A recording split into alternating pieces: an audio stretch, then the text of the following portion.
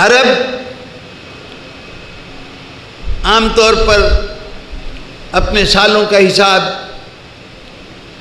اپنے مہینوں کا حساب تو چاند دیکھنے سے کرتے تھے، لیکن مہینوں کے معاملے میں خاصے آزاد خیال تھے۔ اگر کبھی حج ان کے خیال میں ناپسندیدہ موسم میں آنے لگتا تھا تو 2 مہینے آگے یا 2 مہینے پیچھے کر دیا جاتا تھا۔ ذی الحجہ کا مہینہ کبھی آگے ہو جاتا تھا، کبھی پیچھے ہو جاتا تھا۔ اسلام نے ان تمام قاعدوں کو ختم کیا اور اس کے بعد سال کے 12 مہینے اسی وقت ہونے لگے جس وقت ان کی باری آتی ہے۔ یہ نہیں کہ موسم اچھا نہیں ہے تو ذی الحجہ کو آگے کر دیا جائے، یا موسم اچھا ہے تو ذی الحجہ کو پہلے لے آیا جائے۔ اسلام کا سال ہجرت سے شروع ہوتا ہے، سن ہجری آپ کہتے ہیں۔ اس سے پہلے عربی سال جناب رسالت مآب صلی اللہ علیہ وسلم کے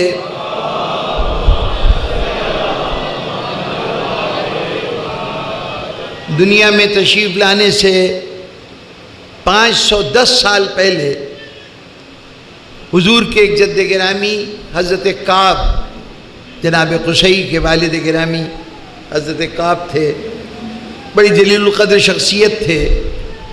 ان کے انتقال سے عرب اپنے سال کا حساب کیا کرتے تھے۔ کعب کے مرنے کے اتنے سال بعد، کعب کے مرنے کے اتنے سال کے بعد، جیسے ہماری بڑی بوڑھیاں بعض اوقات اپنے کسی کی عمر کا حساب لگاتی ہیں تو اس قاعدے سے کہ فلاں کی شادی میں یہ اتنے سال کا تھا یا اتنے دنوں کا تھا، اس قسم کی کوئی بات، یا فلاں کے موت کے موقع پر یہ ابھی اسی زمانے میں پیدا ہوا تھا، یوں سال کا شمار کرتی ہیں۔ یہی حال عربوں کا تھا، کوئی سنجیدہ نظام نہیں موجود تھا، کوئی باقاعدہ سن نہیں تھا۔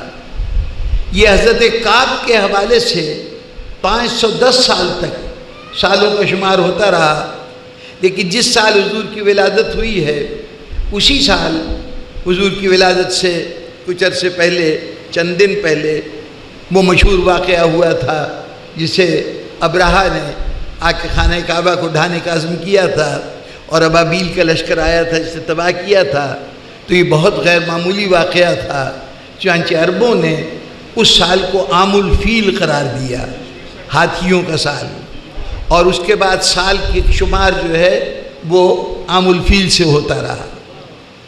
پیغمبر صلی اللہ علیہ وسلم نے اپنے دور حیات میں پہلی مرتبہ ایک سال کو خصوصی نام دیا، اور وہ سال تھا کہ جس سال حضرت ابو طالب اور حضرت خدیجہ کا وصال ہوا ہے، تو حضور نے اس سال کا نام عام الحزن رکھا، غم کا سال۔ گویا پہلی مرتبہ جو سن قائم کیا گیا سنت رسول کے مطابق وہ حزن کا سال تھا، خوشی کا سال نہیں تھا۔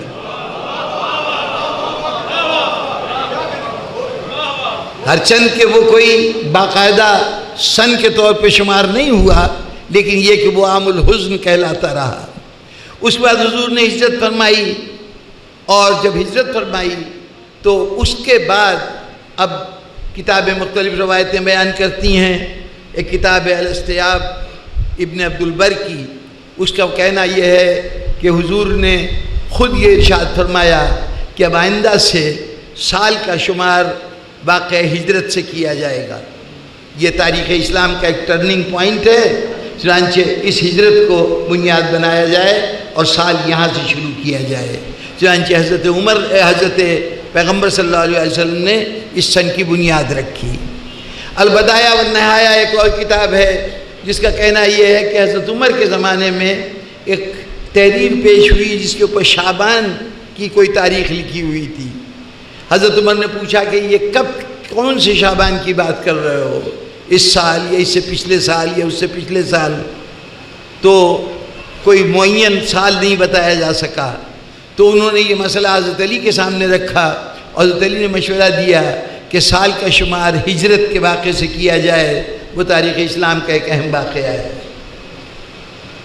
حضور نے قائم کیا ہو یا جناب امیر کے مشورے سے قائم ہوا ہو، بہر صورت یہ ایک سند رکھتا ہے کہ اس کو تائید رسالت بھی حاصل ہے اور تائید امامت بھی حاصل ہے۔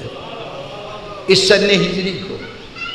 لیکن اہم بات یہ ہے کہ حضور نے یہ، اس میں کوئی اختلاف نہیں ہے، تقریباً تمام تاریخیں جو عموماً تاریخوں پر متفق نہیں ہوتی، جن تاریخوں میں اختلافات بہت زیادہ پایا جاتا ہے کہ حضور کی ولادت کی تاریخ میں اختلاف ہے، حضور کی مثال کی تاریخ میں اختلاف ہے، اور اسی طرح کے تمام واقعات کے سلسلے میں تاریخوں کا اختلاف ہے، لیکن اس بات میں کوئی اختلاف نہیں کہ حضور نے جو ہجرت فرمائی تھی اس وقت ربیع الاول کی پہلی تاریخ تھی۔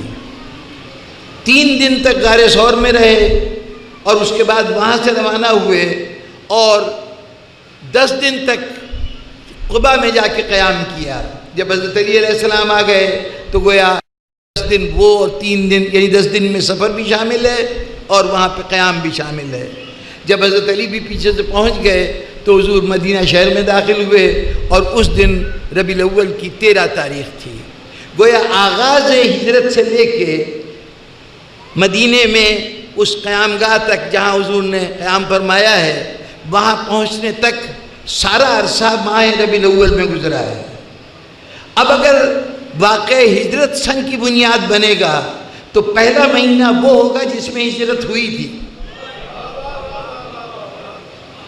بنیادی طور پر وہ مہینہ ظاہر ہے کہ محرم پہلے مہینہ، پہلے کیلنڈر میں یا تو پہلا ہوتا تو یہ کہا جاتا کہ چلیے اس کو ایڈجسٹ کر لیا گیا کہ پچھلے کیلنڈر کے مطابق محرم کو سال کا پہلا مہینہ قرار دے دیا گیا۔ جب سال کا 7واں مہینہ سمجھا جاتا تھا عربوں کے نزدیک، یہ کوئی معین پہلا مہینہ نہیں تھا، تو پھر اصولی طور پر اگر ہجرت کا واقعہ سن ہجری کی بنیاد ہے تو جس مہینے میں حضور نے ہجرت فرمائی ہے وہ سال کا پہلا مہینہ ہوگا۔ اور یہ بات میں نہیں کہہ رہا، تاریخ میں کم از کم 60 سال تک ہمیں واضح طور پر اس بات کی شہادت ملتی ہے کہ ماہ محرم کو سال کا پہلا مہینہ نہیں بلکہ ربیع الاول سال کا پہلا مہینہ شمار ہوتا تھا۔ اگر ربیع الاول سال کا پہلا مہینہ ہوگا تو وہ اس صورت میں محرم گزشتہ سال کا 10واں مہینہ ہوگا۔ یعنی اگر آج ربیع الاول کے آج سن 3 ہجری ہے اور اس میں ربیع الاول کی پہلی تاریخ ہے تو اس کا مطلب یہ ہے کہ جو محرم گزرا ہے وہ 2 ہجری کا 10واں مہینہ تھا، وہ ہر سال کا 10واں مہینہ ہوگا۔ یہ اسی طرح شمار ہوتا رہا، چنانچہ آج آپ تاریخ میں کئی مقامات پر دیکھیں گے کہ واقعہ کربلا سن 61 ہجری میں ہوا، اور کئی مقامات پر لکھا ہوگا واقعہ کربلا سن 60 ہجری میں ہوگا۔ جنہوں نے 61 ہجری کہا ان کے نزدیک محرم سال کا پہلا مہینہ ہے، جنہوں نے 60 ہجری کہا ان کے نزدیک جو سب سے زیادہ معروف ہے 60 ہجری، بہت سے شعراء نے قطع تاریخ کہا جس میں الفاظ کے اعداد کو جمع کر کے وہ سن نکالا جاتا ہے، تو اس قاعدے میں بھی 60 سال کا حساب کیا اور کہا کہ یہ سن واقعہ کربلا ہے، واقعہ کربلا سن 60 ہجری میں ہوا۔